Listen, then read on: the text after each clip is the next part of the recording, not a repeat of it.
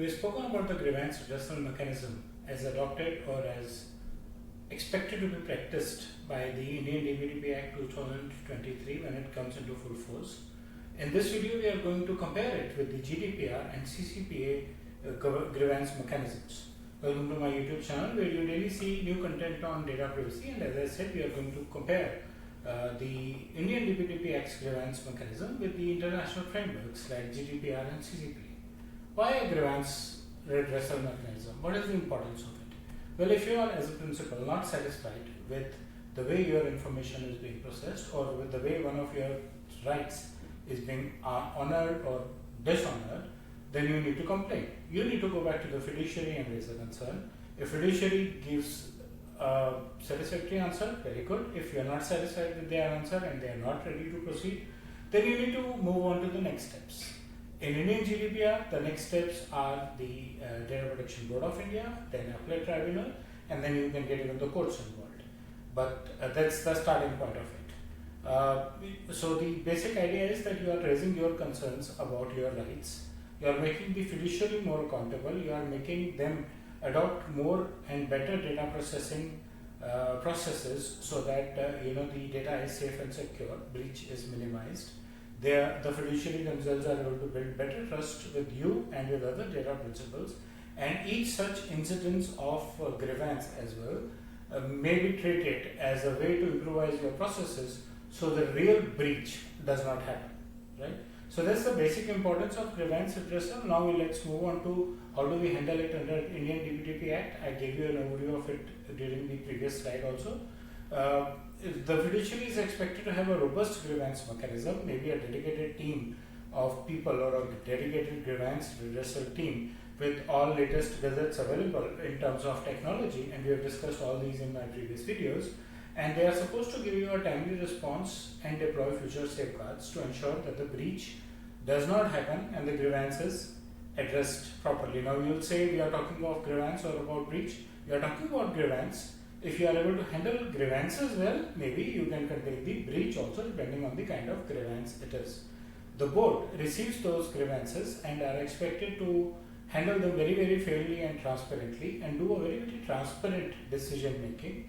And if you are not satisfied with the board's decision, and at that level even the fiduciaries can, if they want to, go on up to the next layer, which is the Appellate Tribunal, which is in India is supposed to have a digital infrastructure, and we talked about that acting as a bit of a challenge also if you have a remote complainant without proper infrastructure to come on virtual hearings. But then yes, you are expecting the Appellate Tribunal to be a digital infrastructure which is ensuring accountability and fairness in dispute resolution, so that if you are not satisfied with the Data Protection Board, then you still have a point to attend. You may further raise up to further courts, but there is likely chances that you are not going to do that, very rarely. You should understand that Appellate Tribunal in itself is a court dedicated for privacy matters, so that your privacy matters don't get mixed up with other cases and get abnormally devied. And Appellate Tribunal is expected to resolve a case in 6 months period. When it comes to GDPR, the fiduciaries there are also called controllers and processors, and they are again the first point of complaint for a data subject. Data subject would go to them, complaint, raise concern about processing activities or their data subject rights, and they are obligated to respond back very, very promptly within 30 days of receiving the complaint. If you are not satisfied, you can go to a supervising authority. In their case, they call it Data Protection Authority, DPA, who acts as a mediator like the Data Protection Board between the fiduciary and the principal and help enforce the unresolved grievances.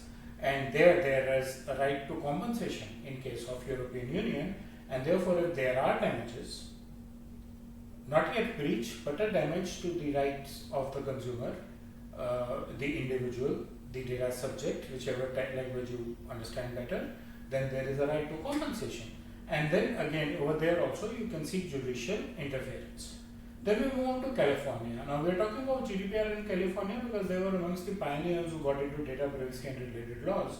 And how does it happen in California? The CCPA, the fiduciary is expected to maintain a clear, accessible policy. So you as a consumer know that. And there's another difference in CCPA as against the DPDP Act and the GDPR, that they are not required to take a consent. If your data is being processed and you are not happy, you can withdraw, opt out of the processing, but they can do processing without informing or without seeking the consent from you. So fiduciary should have a clear mechanism, a clear policy mechanism to allow individuals for their rights, and the topmost right is right to access, and therefore if I access and I don't like what is happening, then I can have a opt out or right to withdraw out of the processing, and each complaint or concern is supposed to be answered within 45 days. Else it gets escalated to the California Attorney General, who is the prime authority. Like we have the DP board, Data Protection Board. There we have California Attorney General, who is the primary authority, who will investigate and if required impose penalties. In California, they don't impose penalties just like that. They can charge you around $7,500, you in the sense fiduciaries, around $7,500 for a breach, provided the fiduciary is yet not ready to implement safeguards or the breach was intentional. And in that case, the penalty could go even beyond $7,500. And even then, if you are not satisfied, then there also you can file a class action lawsuit for each and every breach, and where you think that you are not happy with the response from the Attorney General. So that's about the three laws. What sets them apart from whatever we have already seen? The DPDP Act focuses on the fiduciary's accountability. The one who is processing my information is accountable for processing of the information. It focuses on the accessibility of data by the data principal himself. The data principal should know what is happening to his data. Right? So that's the prime focus of Indian DPDP Act. The GDPR focuses on individual rights. They are pretty clear that they are worried about the rights of their individuals, and they do make sure that the same norms are applied all across the European Union. Right? Supervisory mechanism is common across European Union. It is not different from different parts of European Union. The CCPA has a customer-centric approach.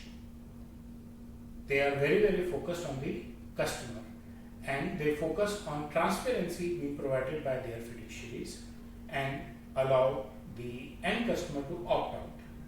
I would repeat, they do not need a consent. They can buy data and use it. You need to opt out, and they need to provide you a mechanism to opt out. So that's about the commonalities and differences between the four international authorities, you can say, three international compliance mechanisms, you can say. I hope you like the content of the video. Please press the bell and the like icon. Subscribe to my YouTube channel if you have not already done that, and share your feedback in the comment section. Thank you.